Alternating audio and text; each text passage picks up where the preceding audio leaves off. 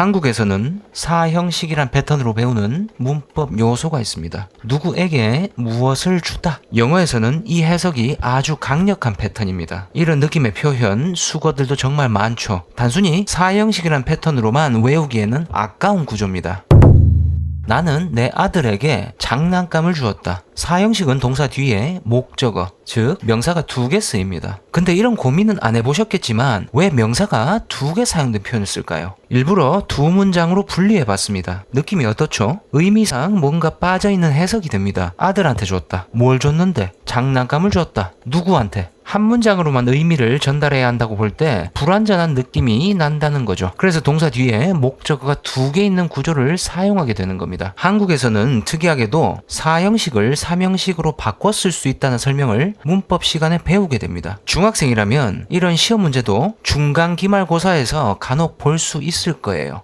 My son이라는 단어 안에는 누구에게 to라는 뉘앙스가 포함되어 있다는 점을 강조하려고 가르치는 겁니다. 절대로 오해하시면 안 돼요. 사형식, 삼형식 이런 식으로 바꿔 쓴다는 개념이 아닙니다. 상황에 맞게 사용하는 거죠. 상황에 맞게요? 단순하게 생각해 봅시다. to라는 단어가 포함되어 있는 두 번째 문장이 더 길죠. 불편합니다. 그렇게 생각하면 첫 번째 문장이 훨씬 효율적이에요. 당연히 더 많이 쓰이겠죠. 그럼 두 번째 문장은 필요가 없느냐? 누구에게 준다는 표현을 강조하고 싶으면 to라는 단어가 포함된 문장을 쓰는 게 훨씬 좋을 겁니다. 여러분들은 이런 상황에 맞게 사용하면 됩니다.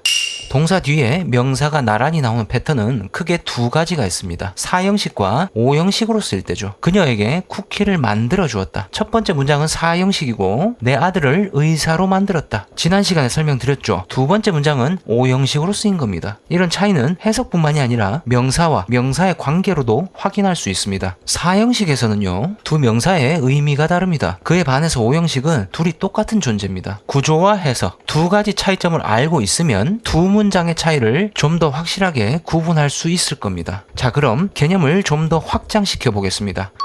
한국에서는 사형식을 설명할 때 명사만 쓰이는 경우를 얘기하지만 두 번째 명사, 즉 직접 목적어가 사용되는 위치에 다양한 형태의 접속사절도 사용 가능합니다. 네 문장의 해석을 보면 누구에게 무엇을 준다 라는 개념으로 모두 다 일치하죠. 그리고 명사는 아니지만 명사처럼 사용된 겁니다. I love her. 대절은 명사처럼 사용 가능하죠. 의문사절, 투부정사 모두 마찬가지입니다. 명사처럼 사용됐죠. 사형식의 해석, 구조와 일치합니다. 선생님, 왜 이랬다 저랬다 하시는 거예요? 뭐 잘못 설명한 거 있어? to 부동사가 쓰인 문장은 오형식처럼 쓰인 거라고 지난 시간에 설명했었잖아요. 그런데 사형식처럼 쓰였다뇨? 한 입으로 두 말 하시는 거예요? 내가 실수했구나 라고 생각할 수 있겠지만 사형식으로 봐도 돼. 뭐라고요? 여러분도 아시겠지만 문장의 오형식은 오류가 많습니다. 서양에서는 가르치지도 않는다고 얘기했었죠. 그래서 이건 무조건 사형식이야, 아니야 오형식이야 따질 필요가 없습니다. 내가 편한 방식으로 이해하고 사용하면 됩니다. 아무도 몇 형식이냐라는 문제로 여러분에게 따지고 들 사람은 없습니다. 왜냐면 원래 문장의 오형식이란 건 하나의 썰일 뿐이니까요. 어떤 틀 안에만 갇혀서 영어를 사용할 필요는 없습니다. 여러분의 자유를 속박하는 겁니다. 자, 그럼 사형식이라는 개념을 좀 더 확장해 보겠습니다.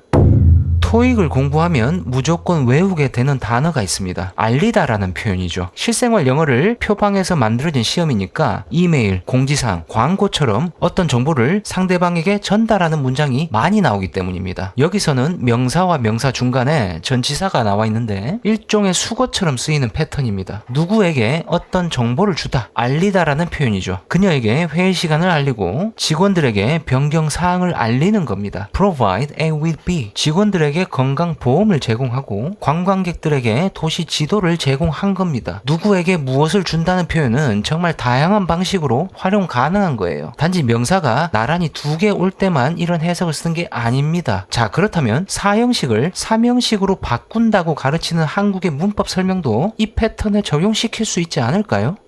누구에게 이 표현을 먼저 하는 게 아니라 무엇을 준다, 제공한다라는 의미를 먼저 전달하는 겁니다. 지도를 관광객들에게 또는 관광객을 위해서 제공한다는 해석으로 생각하면 사형식을 삼형식으로 바꿔 쓸 수 있다는 개념과 거의 일치합니다. 혹시 to와 for를 쓰는 차이가 뭐냐고 묻는다면 단순히 전치사의 뜻만 한번 비교해 보세요. 대단한 차이는 없습니다.